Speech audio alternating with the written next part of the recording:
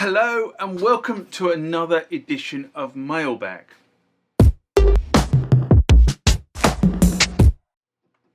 What is Mailbag? Well, Mailbag is a feature of the channel where you guys leave lots of comments on the channel and I attempt to answer those comments, or if I can't answer those comments, I throw it out to you guys who have more knowledge on some of this stuff than I do. So let's get into the first mailbag of this session. Remember, like, comment, subscribe to the channel. Go over to Instagram and follow me there. Go over to Facebook, follow me there. That's where the normal notices are. And consider becoming a Patreon.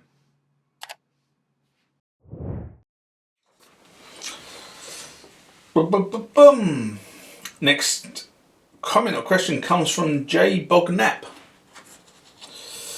And this is in response to Roland Fantom not connecting to iPad, missing from Roland Fantom mailbag I did in July 2023.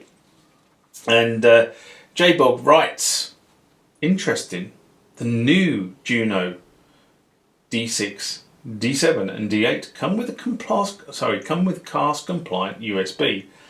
One would hope class compliant USB is coming to the Fantom series. Fingers crossed. Now, this is a really interesting one, and I've got some friends of mine who work in what they call embedded development projects.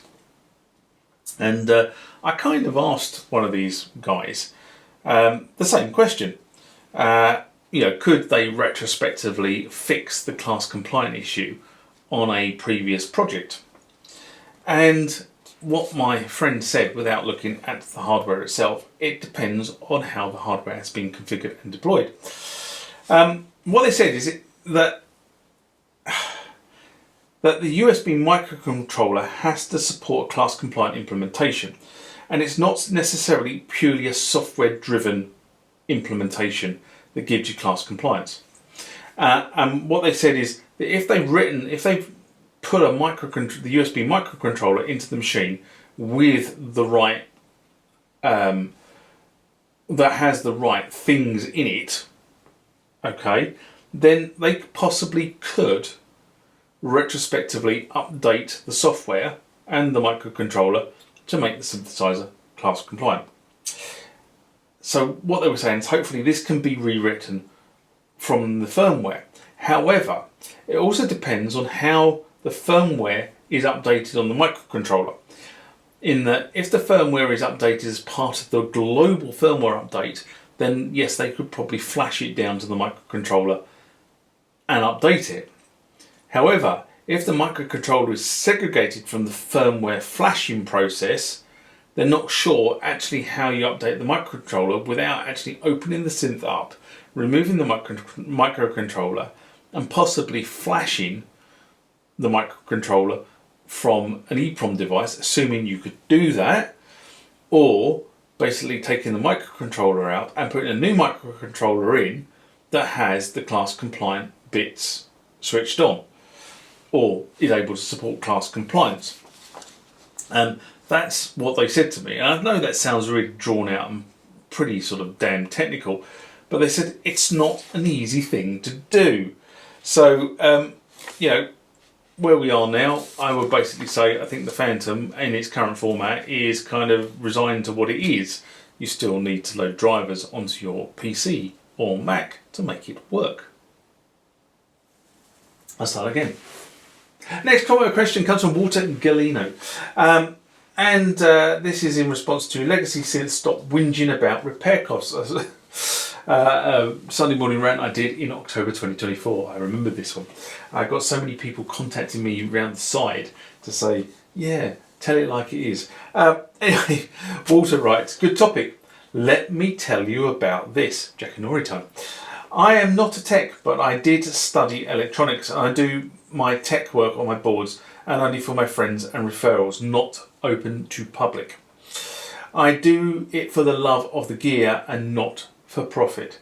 My conclusions on vintage gear ownership is very much like a vintage car ownership.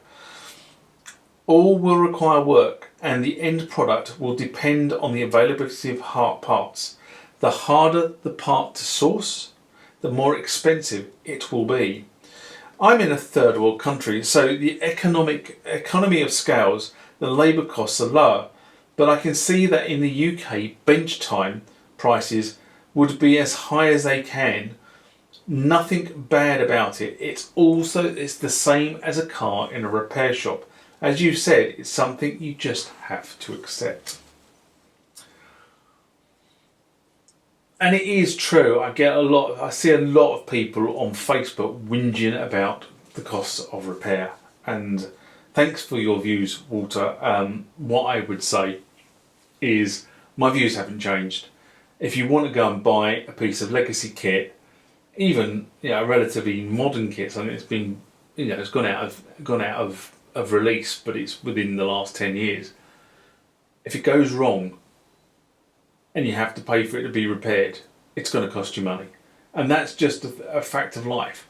And the other thing I would say about this is, if it goes wrong and it's you don't want to get it repaired, then knock it onto somebody that does want to get it repaired, but don't be ridiculous in how much you want for it, because I see things going up on the internet as not working or for parts, and the people are asking silly money for it. And my view is, well, why don't you part it out yourself if you're going to ask silly money for it, rather than actually sell it on to somebody else who can actually make the damn thing work.